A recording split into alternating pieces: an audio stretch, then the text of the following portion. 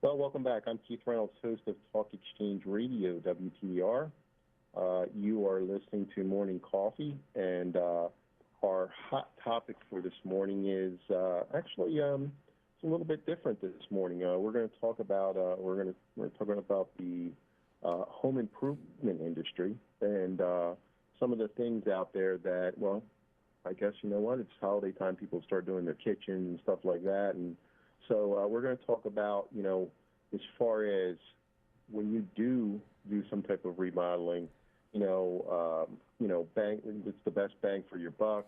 Is it a true investment that you're actually doing to improve the value of your home? And who we have on today is Leah Ingram, our expert for renovations and return on investments. Leah, welcome to our show. Thanks. Thank you for having me. Yeah, I love talking to people about ways to save money and, as you said, get the biggest bang for their buck. Okay. Now, you know what? It's interesting because I think that, when you're talking about investments and you're talking about home improvements and stuff like that, I think people tend to take the more personal side into it versus, looking at it as an investment. So, when you're considering a potential return on your investment, what are you embarking on a project? The important thing to keep in mind is there are certain areas of the home where time and time again, real estate experts and other professionals will tell you that investing money in projects in those rooms will give you that bigger return on investment. And those two rooms are the kitchen and the bath. So if you're thinking about making those improvements, I would recommend that you're going to get that biggest bang for your home improvement buck doing something in the kitchen and doing something in the bath. Okay, doing something in the kitchen and the bath. Right, and so the important thing to think about is, let's say you agree with me, okay, we're going to do something in the kitchen, we're going to do something in the bath. You need to figure out what your budget is because clearly you don't want to overspend. And before I do any home improvement projects in my house, I always use HomeAdvisor.com's cost guide so I can get a sense of what real-life homeowners in my area are paying for those projects that I'm thinking about doing. And I know, for example, the most popular project in the kitchen is to replace the countertops, and people who are doing things in the bath are doing something to improve their bathtub or their shower. So like my husband and I needed to improve our master bathroom. Cost Guide told me that putting in a new tub was about $3,000, which was a little beyond our budget. So instead, I researched other options and found out for a tenth of that price, I could get my 1960s blue tub reglazed white. And now it looks like I have a brand new tub and I spent what we were comfortable spending, and I feel like I'm going to definitely get a return on my investment. Now, you bring up an interesting point, and I guess that's where I talk about, personal, opinion of things or taste. Okay, we're remodeling the kitchen, and, okay, you talked about the countertop. But, putting in a red, white, and blue countertop, can hurt the investment side of that, correct?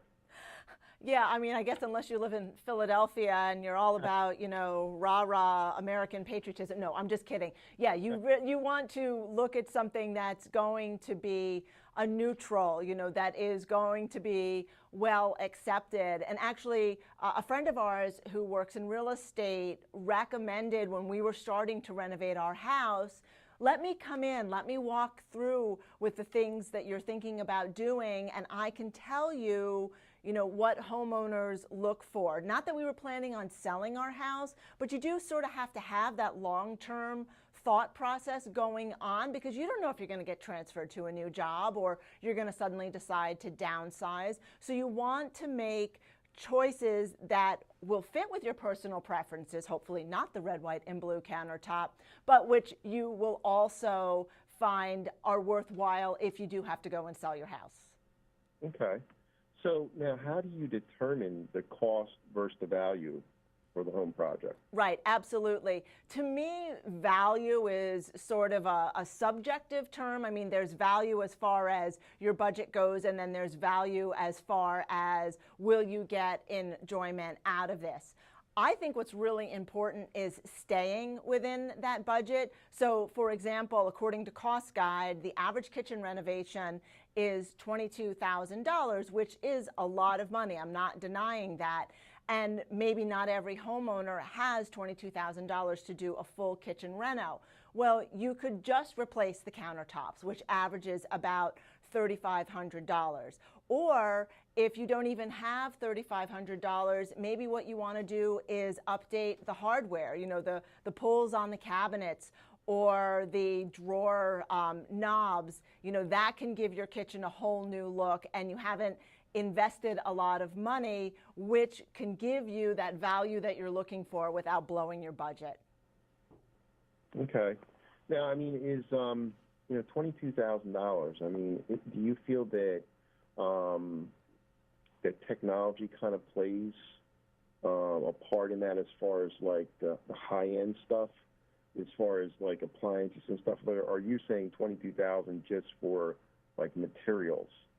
$22,000 is the average for the whole kitchen. And you know, if you're going to go with high-end designer appliances, and you know, maybe a custom countertop in a very expensive material, you're probably going to be looking at a budget that's much higher than that. I would recommend what you do is use social media sites like a Pinterest.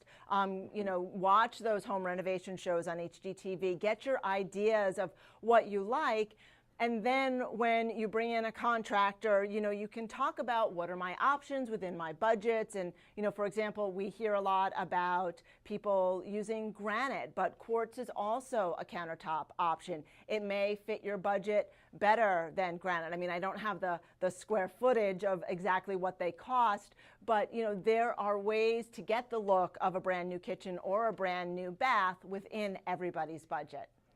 Okay. And I just have, we have time for a quick question. One of our listeners, Jeannie from Ohio, wants to know, hold on a second, just lost her here.